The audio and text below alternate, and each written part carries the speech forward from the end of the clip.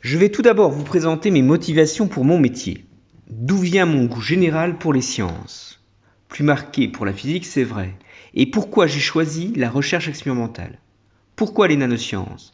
Ça en fait des questions. Alors, dans une première partie, sur cette première vidéo, je vais vous présenter brièvement l'évolution de la connaissance, comment elle a progressé. On parle beaucoup de progrès en ce moment, et je pense que c'est important de resituer quelle est notre histoire scientifique européenne. Comment la démarche scientifique s'est modifiée. On va revenir brièvement comment on est passé du monisme, de la dualité, vers une autre forme de rationalité. Comment on est arrivé à la pluridisciplinarité dans la science moderne. J'ai choisi de vous présenter l'évolution des idées en focalisant sur une vingtaine de scientifiques, les plus percutants à leur époque, ceux dont vous avez entendu parler dans votre cursus scolaire. Je me donne comme objectif de dégager parmi eux les 7 influenceurs les plus importants que j'ai rencontrés dans mon métier de chercheur en nanosciences. Et puis, dans une seconde vidéo, je vous donnerai mes motivations pour l'interdisciplinarité, la transdisciplinarité. On parlera alors plus de l'innovation actuelle, du travail par projet. C'est ce que j'ai retrouvé dans les nanosciences et c'est ce qui me plaît, être face à la complexité du monde, d'interagir avec notre environnement. Alors on commence notre histoire, forcément par les Égyptiens. Alors ils disposaient déjà de bonnes bases de mathématiques, un système décimal pour compter, ils connaissaient les opérations, même la division et soustraction étaient acquises, et les équations pouvaient être à 2 inconnus. Ils étaient déjà très forts en géométrie pour le calcul des surfaces et des volumes. Et déjà, une bonne approximation du nombre pi avec la quadrature du cercle. Donc, vous pouvez retenir une approche très pratique et applicative, mais pas forcément formalisée. Ce sont les Grecs qui ont complété les connaissances en donnant des concepts plus fondamentaux. Alors il faut vous imaginer des penseurs qui déambulent dans les jardins d'Athènes, et ça parle autant de biologie, métaphysique, de la poésie, de la rhétorique. Et ils recherchaient une forme d'harmonie entre les mots, les nombres, les notes. On ne faisait pas de distinction entre les matières à cette époque. Alors si on regarde d'un peu plus près, on peut entrevoir tout de même des différences dans la perception du monde. En fait, il y avait 2 types de jardins, qui se faisaient même concurrence. Le plus influent, c'est l'Académie de Platon. Alors l'idée principale, c'est d'avoir une communion de vie et de savoir. On y enseigne essentiellement la liberté de la pensée. Je vais y revenir, mais c'est la base du dualisme. L'autre jardin, lui, est moins sélectif. C'est celui d'Épicure. Il n'est pas réservé uniquement à des géomètres, mais il est ouvert à tous. Ça sera un jardin public à notre époque, et cette école prône la volupté, c'est-à-dire une forme d'apaisement et de simplicité. Alors essayons de comprendre le concept de dualisme dans l'Académie de Platon. Platon a suivi au départ les idées de Pythagore. Alors il pense qu'il existe 2 mondes. D'une part, celui des idées, c'est-à-dire le spirituel, l'âme, tout ce qui peut définir comme concept ou forme. Et puis d'autre part, il y a le monde des objets, c'est-à-dire de la matière. C'est une conception très idéaliste qui va perdurer très longtemps. On va voir dans l'histoire. Pour faire simple, il pense que les idées sont innées et que ces idées naissent de la matière. Donc les idées, pour Platon, sont bien supérieures à la matière. Platon avance le concept de la maïeutique, c'est-à-dire l'art d'accoucher les esprits, de les faire enfanter la vérité. C'est une vision de type conservateur, les idées sont inscrites dans la nature. Vous connaissez l'expression « aller contre la nature n'est pas bon ». Et bien ça vient de là. C'est Aristote qui va reprendre cette idée pour la physique et il sera considéré comme le premier scientifique déterminant, le père de la logique, et les idées d'Aristote, on va dire holistiques, seront repris par les traditions chrétiennes et arabes. Tout ne peut être que découverte, on doit dévoiler la vérité. Alors l'autre vision, c'est celle d'Épicure. Alors Épicure a basé sa pensée sur les avancées d'un autre personnage légendaire, Thalès. Bah oui, il était au programme du collège aussi celui-là. C'est l'un des premiers scientifiques connus en moins 500 avant Jésus-Christ. Alors il a voyagé en Égypte et c'est un des premiers qui a su s'écarter de la mythologie. Alors je classe aussi avec Démocrite, qui est le père de l'atomistique. On commence à parler ici de hasard. Il avance l'idée folle, pour l'époque, que tous les phénomènes naturels et les différents corps eux-mêmes sont dus à des mouvements et à des combinaisons d'atomes de matière. C'est le début du courant du matérialisme. Pour eux, Le corps et l'idée sont confondus. La pensée n'est donc pas innée, comme le pensait Aristote, mais elle est ici acquise. Et c'est Archimède qui a le mieux vendu cette idée. Il est vu pour beaucoup comme le premier vrai physicien, mais aussi pour le premier mathématicien. Vous voyez, il est représenté ici sur la médaille Fields, l'équivalent du prix Nobel pour les maths. Alors on continue dans le temps. Ce qui caractérise les Romains maintenant, c'est la science appliquée. Ils veulent répondre aux demandes sociétales, à la forte croissance démographique de Rome, et puis une pression militaire. C'est une économie puissante. Alors on est dans un cercle normalement vertueux. La science amène la technologie, qui renforce l'économie, l'éducation, et donc une science prolifique, endogène, parce que c'est une croissance structurelle qui ne dépend pas de facteurs extérieurs. Alors les Romains ont structuré par l'écrit leur société, et ils ont commencé à opposer culture et nature. Alors je vous ai mis ici la culture à gauche, qui est acquise par l'activité humaine. On considère que l'art apporte la beauté des choses. Et puis la nature, c'est-à-dire l'inné, et donc les pensées, c'est grosso modo les sciences. Vous voyez que c'est l'école de Platon qui a gagné ici, chez les Romains. Alors les Romains ont porté l'aspect utilitaire, appliqué. C'est l'art qui a donné naissance à l'architecture, dans la culture, et puis tout le génie romain vient de la création ou d'amélioration d'outils, comme la grue, la catapulte. Et ça, c'est issu des sciences. Alors je schématise un peu, mais la philosophie, c'est donc distinguer des technologies avec les Romains. Et des connaissances ont pu naître à l'interface science-ingénierie. Alors l'utilité naît du contact entre l'ingénierie et l'architecture, et on considère que l'information est un peu comme le pont entre les pensées scientifiques et artistiques. Alors jusqu'à maintenant, l'histoire sur les connaissances commence plutôt bien. Et si on définit le progrès par l'idée d'une accumulation continue des connaissances, est-ce qu'on peut parler d'un progrès scientifique ? On s'attend à cela, une représentation linéaire dans le temps, une belle histoire de la vérité, dans lequel le faux représente l'état initial et le vrai, le moment ultime. Eh bien non, c'est un peu trop idéal. Rome s'est effondrée, emportant l'ensemble des connaissances. Alors les raisons du déclin, elles sont multiples. Une administration corrompue, un peuple devenu décadent par le jeu, des finances basées uniquement sur un empire en expansion. On parle aussi de virus. Bref, c'est un déclin exogène. C'est-à-dire des paramètres extérieurs à la science. Je vous invite à lire les réflexions de saint Augustin, qui a été témoin de cette période. C'est vraiment intéressant. Et ça va durer 10 siècles, le Moyen-Âge, sans réflexion scientifique, blackout total. Faut attendre le XIIe siècle. On retrouve la pensée d'Aristote par le biais de la tradition arabe. En fait, il y a une volonté de voyager, on a inventé le gouvernail. Alors les peintures commencent à se donner un peu de liberté par rapport à l'establishment religieux. Mais surtout, c'est l'invention du parchemin qui va remplacer le papyrus. Alors on va réapprendre à écrire et donc transmettre. On invente les premières universités. On rentre dans la période de la Renaissance.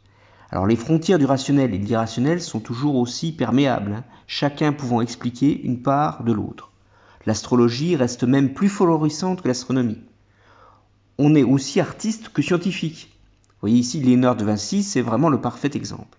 L'animisme imprègne la démarche scientifique. Les métaux, les pierres sont aussi vivants.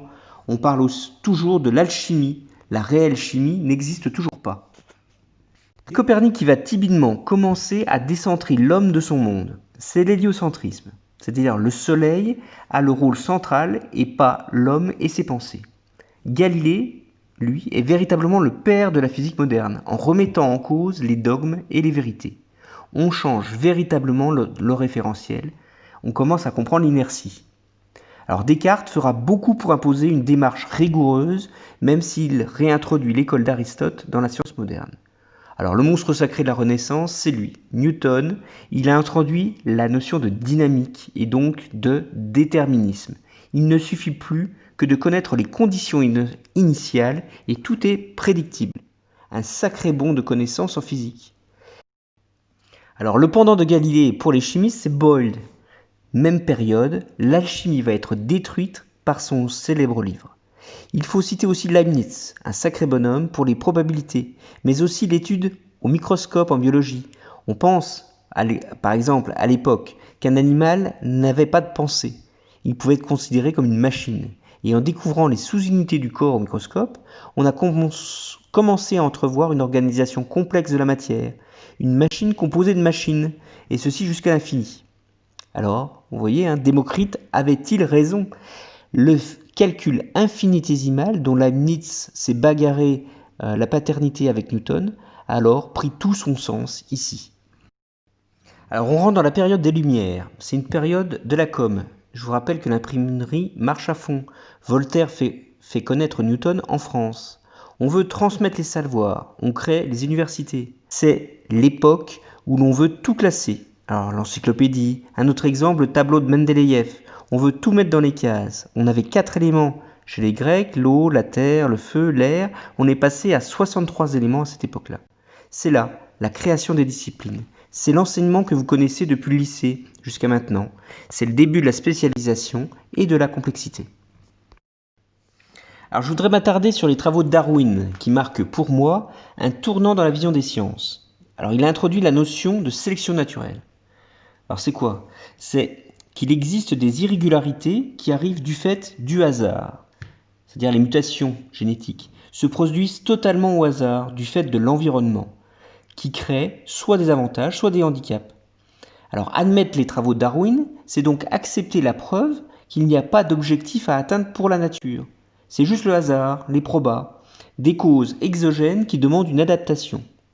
Darwin fonde ici les bases de la biologie et va beaucoup plus loin que les sciences naturelles. C'est un scientifique qui fait encore débat, encore réfléchir maintenant, et on peut comprendre qu'il ne plaît pas à tout le monde. Alors à partir de là, les connaissances vont s'envoler dans toutes les directions. Difficile de suivre toutes les branches désormais, j'en ai choisi 3. En chimie, le couplage entre l'électricité et la chimie donne naissance à un nouveau domaine, l'électrochimie. C'est grâce en partie à Faraday. La découverte des vaccins par Pasteur est quelque chose de passionnant. On est à l'interface entre plus de 3 disciplines avec une réponse sociétale évidente. La radioactivité, c'est un autre exemple où les découvertes arrive par hasard. On parle de sérendipité, de découverte qu'on n'attendait pas. On a découvert la vulcanisation de la même manière, sans intuition initiale, mais en gardant un esprit d'ouverture. Toujours en chimie, vous voyez que toutes les associations sont possibles.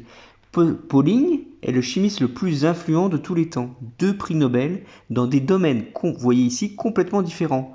On retient ses travaux à l'interface chimie quantique et les molécules biologiques. Alors le siècle dernier a été celui de l'électricité. Le même Faraday, c'est lui qui génère de l'électricité à partir de l'alimentation. C'est bien entendu aussi les équations de Maxwell qui vont généraliser le concept d'onde bien au-delà pour l'optique. Je vous ai mis Edison et Tesla. Alors pour moi, ce sont les exemples types des ingénieurs. Edison a déposé pas moins de 1000 brevets. C'est un entrepreneur qui fait bénéficier les avancées scientifiques pour la société. Tesla, il est dans la même lignée avec 300 brevets. On lui doit le courant alternatif, le moteur électrique déphasé et j'en passe. Qui avance, les concepts de physique aussi. On rentre dans une période de doute, dans la philosophie du non. On avait déjà vu avec Darwin que le hasard était à l'origine des mutations.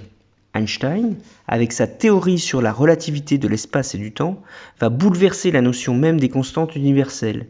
Le monde est en expansion, plus rien n'est fixe. Einstein va être aussi le premier à expliquer le bruit brownien des molécules. À l'échelle microscopique, les objets vont perdre leurs propriétés. On entre ainsi dans l'ère de la mécanique quantique. Elle aussi, elle a ses principes d'incertitude entre des grandeurs incompatibles. On crée de l'ignorance dans la réduction. On parle de non-séparabilité. Et on apprend récemment qu'il n'y aurait pas de variable cachée. Le hasard est donc contingent aux molécules. Le principe de superposition ne se réduit pas à un mélange statistique. Il y a bien une part de hasard quand on fait une mesure. Une autre figure incontournable, Alan Turing. Lui aussi va révolutionner le calcul scientifique. C'est un peu le père de l'intelligence artificielle. Il est lui aussi dans la philosophie du non. Et il montrera aussi le principe de non-décidabilité. Voilà, je vous ai remis ici l'ensemble des scientifiques que je vous ai présentés. On trouve un peu les courants de pensée du début, entre les classiques plutôt dualistes et les modernes plutôt rationalistes, matérialistes. Pour en revenir à mes recherches, si j'avais à choisir 7 influenceurs que vous avez vus à l'école, Alors en premier, je choisirais Démocrite, le premier à émettre que hasard et nécessité cohabitent. Newton, forcément pour la dynamique, et les probabilités, c'est incontournable. Et puis dans les modernes, la quantification du champ dans les molécules même biologiques, c'est passionnant. Alors quel est le rôle de hasard là-dedans? Darwin, bien entendu, une forme de variation d'entropie du système. Vous voyez, le débat dualiste-matérialiste est bien entendu loin d'être tranché. On sait que l'environnement joue un rôle énorme. Un système microscopique en contact avec un environnement peut être traité de manière classique, avec des propriétés mesurables. L'intelligence artificielle, face à notre monde rendu plus complexe, est bien entendu porteuse. Et je pense que les nanocapteurs sont les clés de notre perception du monde microscopique. En contrôlant l'environnement, on retrouvera des lois statistiques. Voilà ce que je voulais que vous reteniez dans cette partie. On ne peut pas parler de progrès, on peut juste dire que les connaissances avancent par saut. Les connaissances grandissent, la complexité du monde aussi. On l'a vu, le monde devient hyper spécialisé.